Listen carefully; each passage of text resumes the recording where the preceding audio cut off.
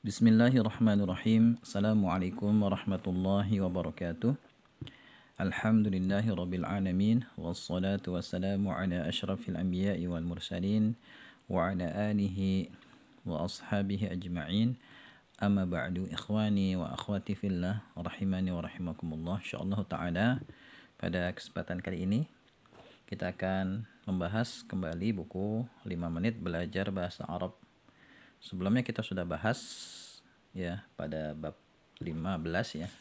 Bahwasanya isim itu ada yang mabni dan ada yang mu'arab. Ya, isim yang mabni, isim yang akhir katanya tetap ya dimanapun posisinya dalam kalimat. Sedangkan isim yang mu'arab ya adalah isim yang akhir katanya itu bisa berubah sesuai posisinya dalam kalimat.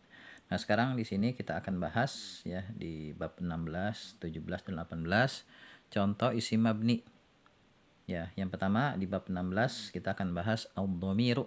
Dhamir itu artinya kata ganti. Ya, kita bahas dhamir bagian pertama ya. Dhamir atau kata ganti itu ada dua macam. Yang pertama munfasilun, ya dhamir munfasilun. Dhamir yang penulisannya terpisah dengan kata yang lainnya. Jadi nggak disambung nulisnya nanti. Ya, harus dipisah dengan kata sebelumnya atau setelahnya. Sedangkan dhamir muttasilun ya. Ya, kelompok yang kedua muttasilun artinya bersambung. Dhamir yang tulisannya itu harus bersambung dengan kata sebelumnya. Jadi nanti ya, dhamir ini harus disambung dengan kata sebelumnya. Nanti dia bisa disambung dengan isim, bisa disambung dengan fi'il, bisa juga disambung dengan huruf ya. Kita bahas dhamir munfasil terlebih dahulu. Ya, dhamir munfasil atau dhamir yang terpisah adalah dhamir yang penulisannya terpisah dengan kata yang lainnya. Di antara dhamir munfasil adalah huwa yang artinya dia. Tapi dia di sini untuk muzakkar ya, untuk laki-laki. Misalnya huwa ustazun misalnya. Kemudian hiya ya, artinya juga sama, dia. Tapi dia di sini untuk muannas, misalnya hiya ustazatun gitu ya. Kemudian anta, kamu ya, ini untuk muzakkar, misalnya anta ustazun ya, kamu seorang ustaz, atau anta talibun, kamu seorang siswa. Kemudian anti ya, kamu, tapi untuk muannas, misalnya anti ustazatun, anti talibatun gitu ya. Kemudian ana ini artinya saya. Ya, bisa untuk muzakkar, bisa untuk muannas, tergantung siapa yang bicara. Ya, kalau yang bicara laki-laki misalnya ana ustazun, ana talibun. Tapi kalau yang bicara perempuan berarti ana ustazatun, ana talibatun. Nahnu ini artinya kami ya, lebih dari satu. Misalnya nahnu talibun wa ustazatun gitu. Ya, nahnu talibun wa ustazun misalnya, atau nahnu talibatun wa ustazatun. Ya, nahnu bisa juga untuk muzakkar dan bisa untuk muannas gitu ya. Nanti penggunaannya akan kita bahas pada bab-bab setelahnya, atau nanti ya secara lebih rinci kita bahas di tingkat lanjutan.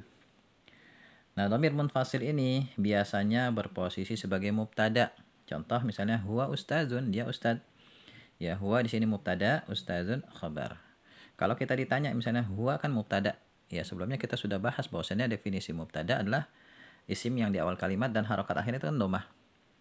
Ya, tapi kenapa di sini fathah? Jawabannya karena dia isim yang mabni, tetap akhir katanya dimanapun posisinya dalam kalimat. Ya, tapi dia punya posisi di sini namanya mubtada. Ya, huwa mubtada, ustadzun khabarnya. Kemudian hiya ustadzatun, hiya mubtada, ustadzatun khabarnya. Ya, demikian pembahasan ringkas tentang dhamir. Ya, untuk tingkatan pemula cukup dihafalkan yang diberikan di buku terlebih dahulu. Nanti kalau kita semakin jauh belajar, kita akan mempelajari dhamir yang lainnya. Ya, kalau antum mau, antum bisa ya pelajari buku mengenal dhamir lebih dekat ya. Di sana sudah dibahas secara lengkap dhamir. Ya, dan penjelasannya ada di YouTube. Ya, silakan nanti dimanfaatkan buku dan juga videonya. Latihan ya, terjemahkan ke dalam bahasa Arab. Ya, kamu ustadz, kamu ustazah, kami ustadz dan ustazah. Ini tadi sudah saya jawab ya. Langsung dijawab aja ya. Ya, jadi kamu ustadz berarti anta ustazun gitu ya. Kalau kamu ustazah berarti anti ustazatun. Kemudian kami ustadz dan ustazah berarti nahnu, ya kami kan nahnu, ustazun wa ustazatun. Gitu jawabannya. Insya Allah ini mudah ya, dan yang paling penting adalah kita hafalkan aja ya bentuk domirnya. Kalau bisa dilatih menuliskannya dan juga kita hafalkan artinya ya. Huwa, hiya, anta, anti, ana, nahnu. Ya, diulang-ulang. Diulang-ulang sambil dihayati maknanya. Demikian ya, semoga bermanfaat ya. Semangat berlatih. Assalamualaikum warahmatullahi wabarakatuh.